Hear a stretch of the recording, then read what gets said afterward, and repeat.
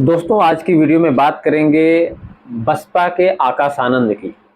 जहां पे एक तरफ लोगों को लग रहा था कि आकाश आनंद के रूप में एक तरीके से कह सकते हैं कि नया नेता बसपा पार्टी को मिला है, जो कि बसपा पार्टी की जो इमेज या कह सकते हैं कि जो उसकी कंडीशन निचले स्तर पे चली गई उसको कहीं न कहीं उठाएगा। और तमाम भाषणों में, तमाम रैलियों में आप देख भी रहे थे कि किस तरीके से आकाश आनंद का भाषण चल रहा था और लोग समर्थन में भी आ रहे थे। सबको ये लग रहा था कि जहाँ बसपा पार्टी जो है एक तरीके से खत्म होने के कगार पे है, कहीं न कहीं उसको एक उत्तराधिकारी जो मिला है वो इस पार्टी को ऊपर लेके जाएगा। और होता है, अगर नेताओं के जिस बयान में कुछ चीज़ें ऐसी रहती हैं कि जिस पे मीडिया सवाल करती है, एफआईआर वगैरह होते हैं, या कह सकते हैं आप जो भाषा का प्रयोग होता है, जो असंवैधानिक भाषा बोली जाती है, कि वो चीज़ें अगर नेताओं के मुख से निकलती हैं तो काफ़ी ज़्यादा हाईलाइटेड वो लोग रहते हैं। क्योंकि वैसे तो बहुत सारे ऐसे नेता हैं जिनको कोई जानता भी नहीं है, लेकिन कुछ लोग चर्चा में हमेशा रहते हैं अपनी बातों को लेके।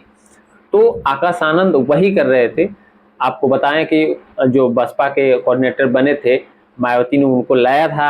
अपने पार्टी के उत्तराधिकारी के रूप में। तो आकाश आनंद कहीं न कहीं एक तरीके से सबकी जुबान पे आते जा रहे थे, सबको नजर आने लगे थे अपने भाषणों, अपने बयानों को लेके। खासकर बीजेपी के खिलाफ जो उनके भाषण थे, जो उनके बयान थे। हालांकि जो बयान असंवैधानिक थे उसकी बिल्कुल आलोचना होनी भी चाहिए, लेकिन आप ये कह सकते हैं कि कहीं न कहीं उनकी चर्चा हो रही थी, वो सबके सामने दिख रहे थे और नज़र आ रहे थे। और कहीं न कहीं कुछ लोग ये मान रहे थे कि ये जो है, ये बसपा पार्टी का जो खोया हुआ वोटर है, जो कहीं न कहीं बिखर गया है उनका वोटर, वो कहीं न कहीं बसपा के साथ आता हुआ दिखाई दे रहा था। शुरुआत उसकी कहीं न कहीं हो गई थी, सबको लग रहा था नहीं, बसपा को एक उत्तराधिकारी जो मिला है वो अपने वोटों को, जो भी दलित पिछड़ा वर्ग के जो भी वोट हैं उनको संगठित करेगा। लेकिन अचानक से पिछले जो लोकसभा चुनाव में जिस तरीके से बसपा पार्टी पर आरोप लग रहा था कि भारतीय जनता पार्टी की बी टीम होकर काम कर रही है बसपा पार्टी, उसी तरीके से आज फिर से दोबारा से एलिगेशन लगने शुरू हो गए हैं। तमाम लोग ये कह रहे हैं कि भारतीय जनता पार्टी से बसपा पार्टी डर गई और कहीं न कहीं उनके इशारों पे ये चीज़ें चल रही हैं, ये चीज़ें हो रही हैं। क्योंकि आपको अब पता ही है, हाल ही में अभी उत्तराधिकारी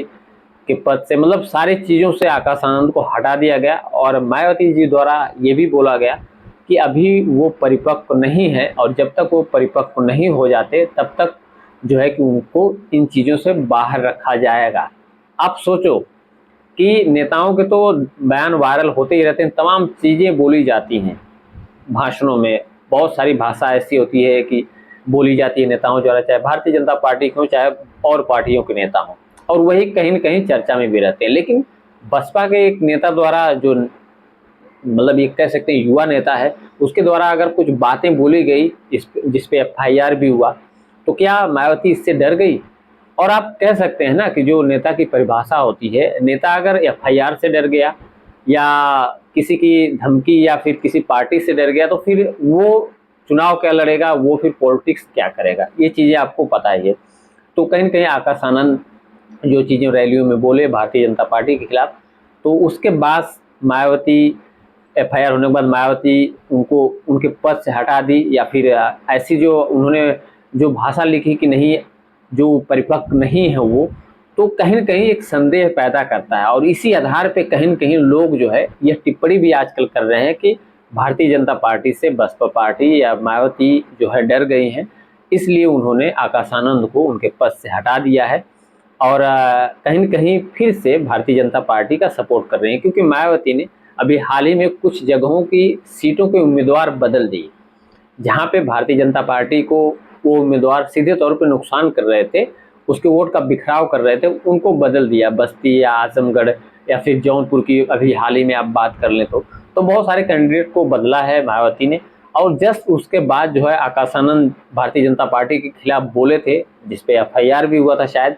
और उसके बाद आकाश आनंद को उनके पद से हटाना और मायावती जी का ये वक्तव्य कि अभी वो परिपक्व नहीं है,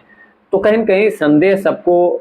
सबके माइंड में पैदा कर रहा है। और सारे लोग अपने तरीके से जो है कि इसकी व्याख्या भी कर रहे हैं और बताया जा रहा है कि जिस तरीके से उम्मीदवार बदले जा रहे हैं या फिर आकाश आनंद को हटाया गया, तो कहीं न कहीं बसपा सुप्रीमो जो है भारतीय जनता पार्टी से मिली हुई है या फिर उनके साथ काम कर रही हैं जिस तरीके से पहले काम कर रही थी, या फिर डर गई हैं कि उनके ऊपर FIR ना हो, ED का छापा ना पड़े, या बहुत सारी चीज़ें लोग कह रहे हैं, अपने अपने तरीके से लोग कह रहे हैं। फिलहाल इसमें कितनी सच्चाई कितनी नहीं सच्चाई है ये तो आने वाला वक्त तय करेगा। फिलहाल इस बारे में आपकी क्या राय है, कमेंट सेक्शन में बताइएगा। क्या सच में भारतीय जनता पार्टी से बसपा सुप्रीमो डर गई है, या उनके दबाव में काम कर रही है, या उनके दबाव में अपने भतीजे को उनके पद से हटाया गया, या फिर ये चीज़ें बोली गई जो भारतीय जनता पार्टी के खिलाफ आकाश आनंद जो भाषण दिए थे। तो क्या मायावती जो है कि भारतीय जनता पार्टी से एक तरीके से कह सकते हैं आपकी माफ़ी मांगी है उसके जरिए कि आकाश आनंद अब परिपक्व नहीं है, तो बताने की कोशिश की है क्या मायावती ने कि आकाश आनंद अभी जो है कि परिपक्व नहीं है, उनको हम हटा रहे हैं, फिलहाल जो उनकी भाषा थी बीजेपी के खिलाफ वो सही नहीं थी।